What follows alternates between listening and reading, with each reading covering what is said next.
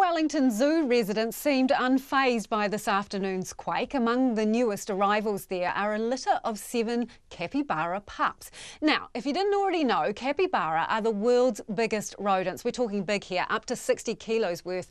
That is one large rat-type creature. And before getting an update on Mum, Yappa, and Dad, Pepe's new brood, I asked the head of herbivores, Bobby Stoop, if all was well after the quake.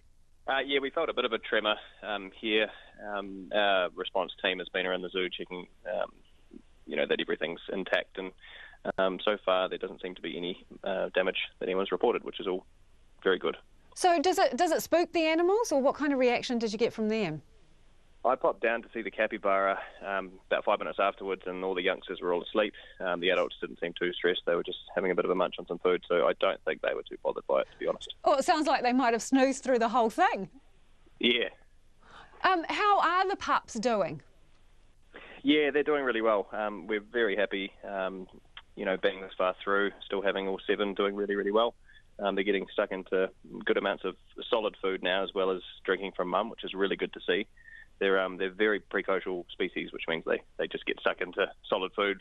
They become very independent very quickly. So the more of that they can eat, the less pressure it is on Mum, and the happier we all are. Is there anything as cute as a capybara pup? I've looked at them; they're gorgeous, aren't they? I've been astounded at the cuteness of these youngsters, to be honest. So it's really blown me away.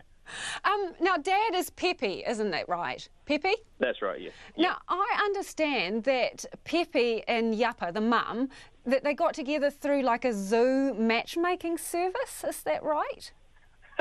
Yeah, so a lot so of like Tinder for animals, Bobby. Yeah. A lot of our species have, we have plans in order to, coordinate the genetic diversity of the populations that we've got in zoos. So that was how that all worked out with young Pepe and young Yappa. So Pepe came down from Auckland Zoo, and he's been getting on really well with Yappa ever since, as we can see. So the pups, can you tell their personalities yet?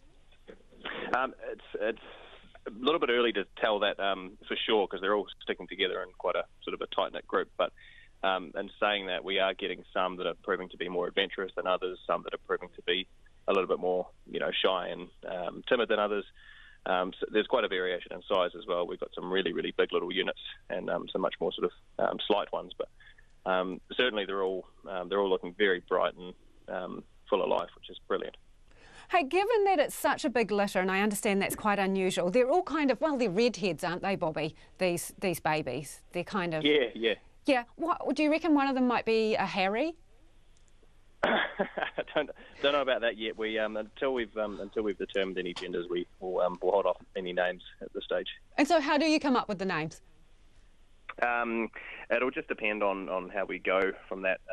They're quite difficult to sex at this stage to determine genders. So once we've gotten to that point, we can cross the bridge of the challenge that is naming 7 young capybara. We only thought we were going to have 3, so now that we've got 7, it's going to be a little bit more of a task.